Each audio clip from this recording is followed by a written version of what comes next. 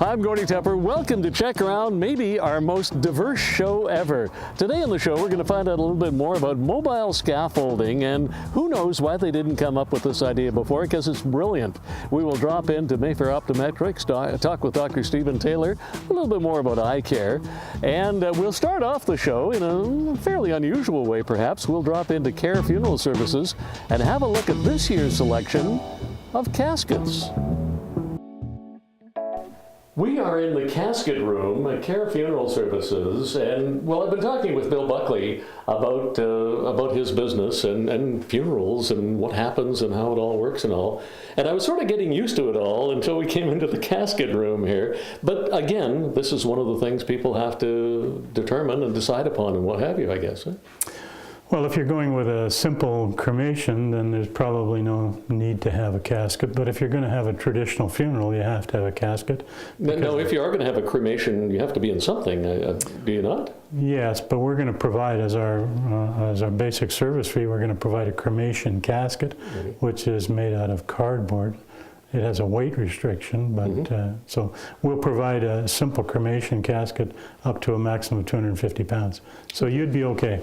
Okay, really? Thank you for that, by the way. So many different choices. What are some of the choices you have here in caskets? Well, this is a rental. It's a solid 1-inch planking oak. The toe comes down, and so you've got an insert that goes into it. And it would be for an open casket at the church. So there is a separate insert inside, so it's not like the same casket being used inside for various people. No. Okay, well, the shell itself is used more than once, but the interior is only ever used once. What do we have here? This is that's a cremation casket. Oh. So if you were going to have a visitation and you wanted to have a cremation, you could use that. Okay, and it's very flowery inside. You know, the one thing that occurs to me is the people who are going in the various caskets or being cremated, they don't really care. I mean, they're beyond caring.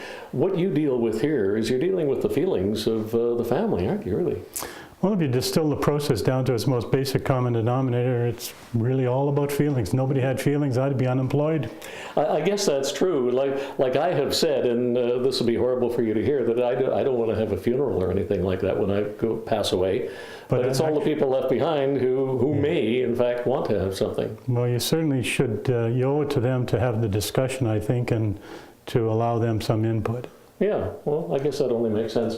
This is a simple pine one here, and I noticed it has like a paddle handle on the side. I do a fair number of native funerals, and that one is reasonably popular. It has a Pendleton blanket inside of it. And can we look inside? Sure, of course. Let's see if I can squeeze past Gil here. Oops, it's locked. Yep, no. There we go. So that is very nice. Yeah. That's a substantial blanket too, really, isn't it? It's a Pendleton, made in Pendleton, Oregon. Now, the expense of funerals, I know you say that your prices are very competitive, if not the best in town. What do the various caskets cost? Well, this one, which is pretty much a starter, it's called a Gray Masry. It sells for $680. Okay, well, that's not out of the ballpark, is it? And when you say a starter, it sounds like at some point you might move up to something nicer, but you probably won't. I guess it depends on what the objective is. I always suggest to people that they should be asking themselves, why am I doing what I'm doing? Well, that's right. I mean, when funerals crop up, you could be talked into buying any number of different things that you might not really need or want or even care about at a certain point. I think what makes me stand out a little bit over others is I'm convinced that I'm responsible for my choices. And if I remove your choices, I then become responsible for your choices. I got enough of my own problems. I don't need any of yours. So I'm here to give you the options, and you're going to tell me what you want. And I love the way you do business. I mean, the nice thing about talking to you, Bill, is, I mean, you're like, you talk very bluntly and directly about what's going on, and this is the type of talk you need when you're in a situation when we need your services, I guess. I wish I could speak as well as you, now that I think about it. Well, we're in the casket room. I've been here before. Okay, I want to go to another room, and maybe we can do that when we come back after the break. Sure, you betcha.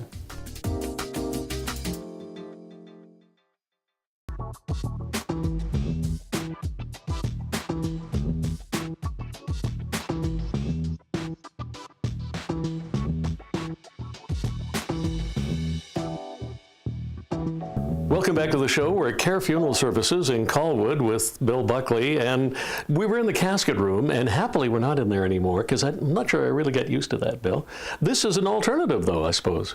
Well, it's an option after the cremation, but if you're going to have a casket and you're going to the funeral or a traditional service and then you're going to be cremated, then this would be an option after the fact.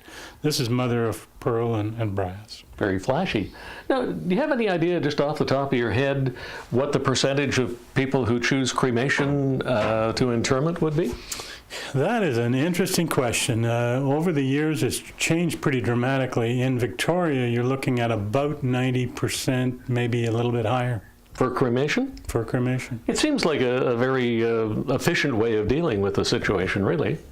Well, you know what? It's all. Did I mention that this was about people's feelings? And it's well, that's it. That's it again. I guess everybody figures something is going to be more convenient or more proper than the other. So many different options. Let me move over to this side, perhaps too. Now we're both over here. Various options as far as urns go. We were looking at some wooden ones in a previous show, but these you have ceramic, you have metal, and you have some terribly tiny ones here too. Those are portion urns. What happens is you'll get family members that want to keep a little bit of the cremains, and so those will be part of the end process. This one here, I'm just, if I can get right into here, is this a full-size urn, this one? Well, everybody, well, not everybody, but a good number of people will ask me, what can we expect in the way of cremains?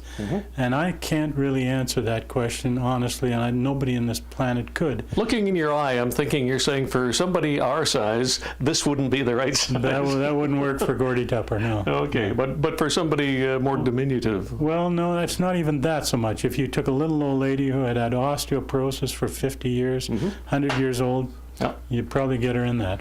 Okay. What do we have here, Bill? That's actually cremation jewelry. So some of the cremains would fit into the back of this. There's a little tiny screw that would open up and allow you to put cremated remains in. The one in the corner, the right-hand corner, is actually cremains themselves. So that's somebody's ashes, if you will. So this would be the opportunity to have a loved one close by all the time. Absolutely, yeah. Some people like that idea. Here's an idea that I find interesting, and it's this one in here, if I can just take it out. What exactly is this here? That's DNA, so that, for example, let's say your family had some health issues or even potential health issues that you weren't really aware of, but they did come up sometime in the future. If we had your DNA, if your family had your DNA, they would be able to go back, analyze the DNA. Let's say you've died 20 years ago.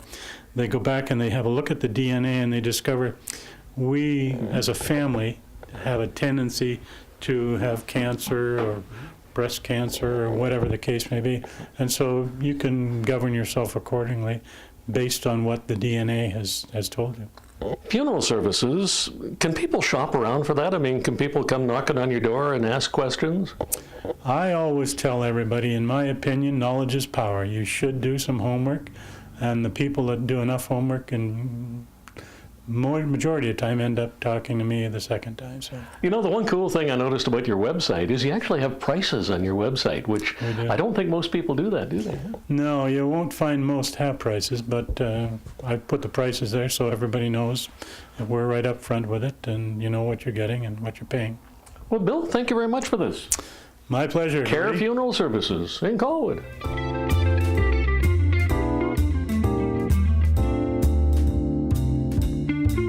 We're at Mayfair Optometric on Douglas. Wait a minute, I can't see you. You know what? These glasses might not be for me. Luckily, here at Dr. Stephen Taylor's office on Douglas, they've got more glasses than you can shake a stick at, if shaking a stick at glasses is what you do. Stephen, how are you? Good to see you. You have so many styles of glasses. Actually, you need a bigger showroom, probably. I mean, we're in the Fendi area here, so I mean, it's sort of a name-dropping thing. You have all kinds of designer frames and what have you? Yeah, absolutely.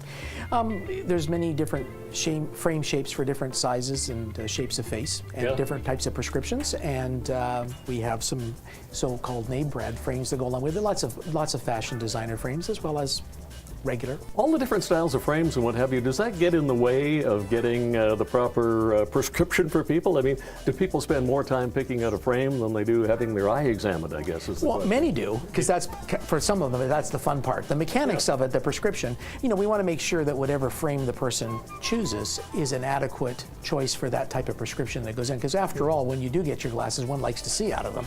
No, if somebody comes in, now these are all Windows glasses here, so first off, this disqualifies me totally, but if somebody puts these glasses on and says, I love these, and you say, well, they're not really right for you, do you do that? I mean, do you give style suggestions to people, for instance? I don't know if you would ever want me to do that, but certainly my staff that have been trained many decades do, that's for sure. There are certain things that don't match people's facial shapes, and you know what, you have to be honest, and you also have to make sure that whatever they are choosing match what their prescription will fit in that frame. That's one of the big ones. You people are eye care experts here. You have a number of different doctors working in here, a number of different technicians. Everybody seems to be a specialist in a different area here to deal with the frames, the lenses, contacts, everything else. It's a pretty impressive facility, really, that you've established. Well, we try to go and have something that encompasses the whole eye care package. You're coming in, you're getting your eye health checks, you're finding out what the prescription is, and then we're matching that prescription to the perfect set of glasses or contact lenses that match not only your eyes, but your occupation and hobbies. Should say one-stop shop out the front. It could do that. I found out what your specialty was, too, by the way. Honestly, he makes cookies here. Yeah, are there any left? There are. Oh, well, there's okay. one left. But you actually, and I didn't believe this, you actually have a cookie maker. I do. In the office. I do. That's pretty impressive. It's fun. So I bet the customers like that a lot when they come in. Saturday is cookie day. Okay. Otherwise, it would not be good for any of us for that, because I'd be having too many cookies. Yeah, I know. I'm not going to hang out here. No. Now, the other possibly more important thing I found out is I didn't realize you actually grind the lenses here yourself, too. You have a whole lab there. We have a lab in the back. The gym's in charge of that, and we have some very sophisticated and exacting instruments that actually grind the lens so that it's a perfect fit. I want to go back there in a couple of minutes and take a look inside. Sure. And I know we have to go right by the cookie machine on the way there too. Oh man. Okay. We'll be back with that. All right.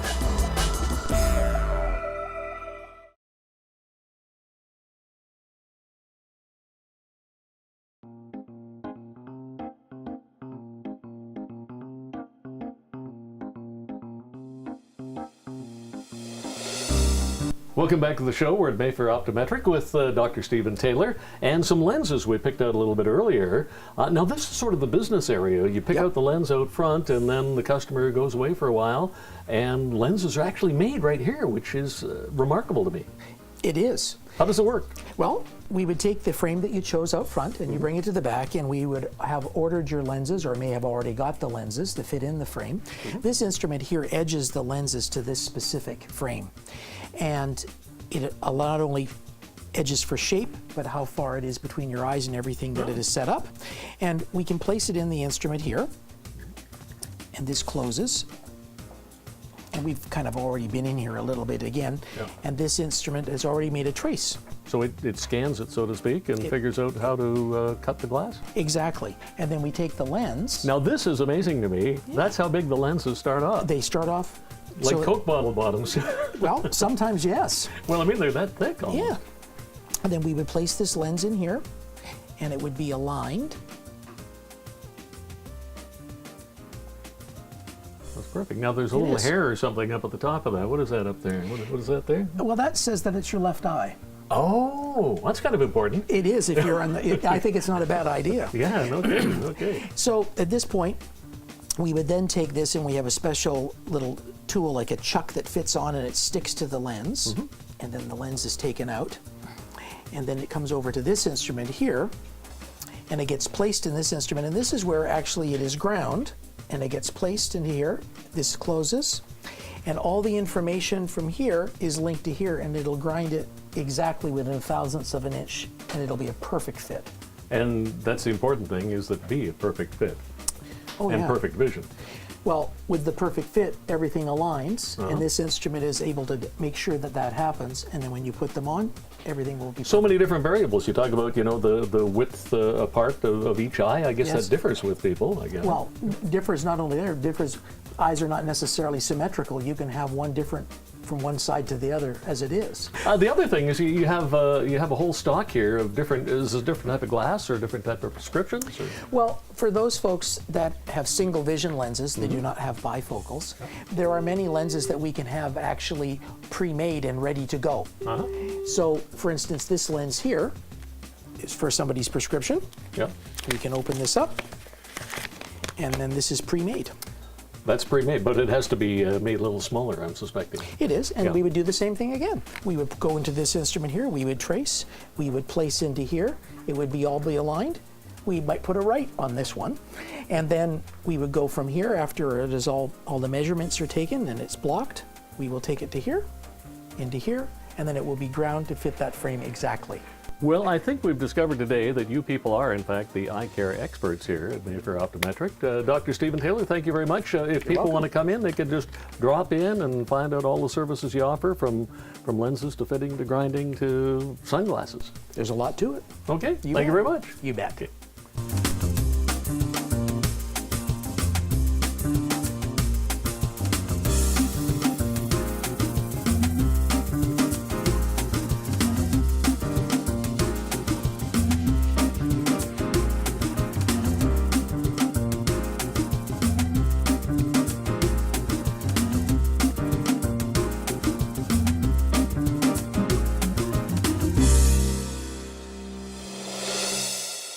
Today, we're at a construction site, hence the hat. I don't know if the picture really goes or not, but scaffolding. Normally when you see brickwork being done on the side of a building, you expect to see scaffolding everywhere. But Milan, you have something a little bit different at CHINOOK Scaffolding. Tell me about it. Well, Gordy, this is the ACT8 Mass Climber. And what does that mean? It is a mobile work platform. So instead of scaffolding the whole side of the building like you see behind us over here, we have a platform here that the men can work off to install their bricks. Well, what a brilliant idea. Is this something new? It's new to the West. They've been using it in the East Coast. It's a Quebec-made product, Canadian-made, and I'd say it's been around for probably 15 years now. And we're introducing it into the West here now. It's a division of our company. So normally, as you say, the scaffolding would be all the way up there. Yeah. I gather guys would have to lug bricks and whatever else up there. They would, yes. A little difficult to sling a 1-ton pallet of bricks onto the 6th floor. I would say so. So what are the stats for this? What will it lift? What can it do? Well, this configuration that you see right here, off this mast, we can go up to a 60-foot wide bridge, and this machine here will pack up to 8,000 pounds.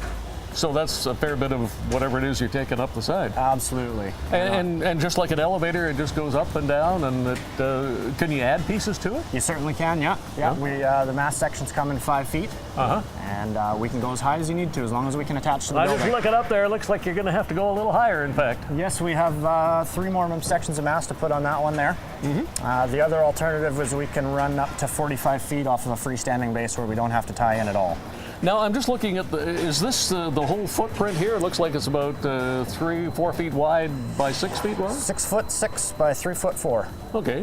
What a great estimator I am. I just figured. You are close, yes. How many workers could you have on here? As many as can comfortably fit safely. Okay, up to 8,000 pounds, I guess. More or less, 8,000 pounds of men and material. Okay, well, you know, I have so many more questions about this, and since we're here, I want to go for a ride on it too. Absolutely. We'll come back in a bit and check that out.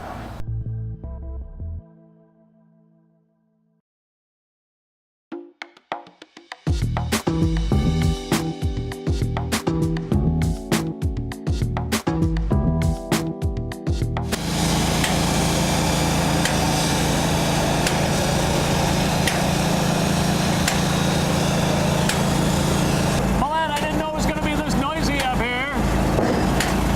What was that? That was the other unit across the building.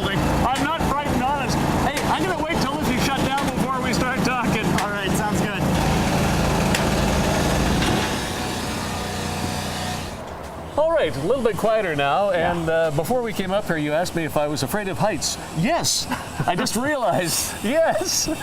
Okay, it's a little bit noisy on the site, and I apologize for that. But this really is a stable, big, comfortable work platform, and I can't imagine why, for all these years, there hasn't been something like this. I mean, it's just kind of a no-brainer, really, isn't it? I think more than anything, it's just lack of knowledge. I guess. It's just not been a product that has been introduced into the West, and at CHINOOK, our tagline is innovative scaffolding solutions, and that's why we brought this product in. I'm impressed. Now, this would be the work area I'm thinking down here, is it? Yeah, that's correct. Those are the outriggers, and the nice thing about them is they can slide in and out to basically meet any configuration you want. As you see with this building here, we have balconies that are poking out different points on the building, so we can move these to fit any size and shape we need. Well, this is so crazy easy because, I mean, there you are. Here's your stuff stacked here. There's the wall right there. And when you're done or want to go up or down, you don't have to be hauling stuff around or anything like this. Yeah, the other nice thing about this for the bricklayers is when they're down on the lower platform, they're not having to reach and pick things up. So it's easier on their back, it's easier on their body because the material is right behind them. That's a very good point. So, and you were saying that if you wanted to, you could make this even wider. You could double the width of this? That's correct, yeah. So off of a single mast, we can run 60 feet. And if we connect another mast, we can go up to 120 and so on from there. I noticed around the corner there, in fact, there was a couple that were sort of edging into one another so they could go around the corner. That's correct, yeah. They've got our number 6 unit around the corner here connected up to number 7. And they've got a walkway in between, railed off, so it's nice and safe, but that makes it a little easier for them to work. Not everybody is building a huge skyrise or anything like that. Is there a retail, not a retail, but a home application for this type of unit? We have smaller units, yes. Yeah. So if you had like a 3-story walk-up or 4-story or something? Yeah, really popular for that. We can use a freestanding base. So with this unit here, you can see our anchors down there. We can run off of a freestanding base where we don't have to tie in at all. Pardon me, but I don't like looking down from here too much. Excuse me. As stable as it is, we're still way up in the air. Yeah. Now, Milan, I understand you're the only one that has this particular type of mobile work platform in Western Canada. That is correct. From Saskatchewan West, we run the rights to this product. And it's Canadian made, so that's very neat. It is. It's a family business run out of just south of Montreal. If people would like to know more about this for their construction site or whatever it is you would use this for, how would they get a hold of you? ChinooksScaffold.ca and abcfraco.com. Okay, those are the right websites. That is correct. We've had this discussion before. We have, I know, yes. Milan, thanks a lot. Thanks, Gordy. Wait a minute, you know how to get us down from here, right? I do, yes. Okay. Yeah.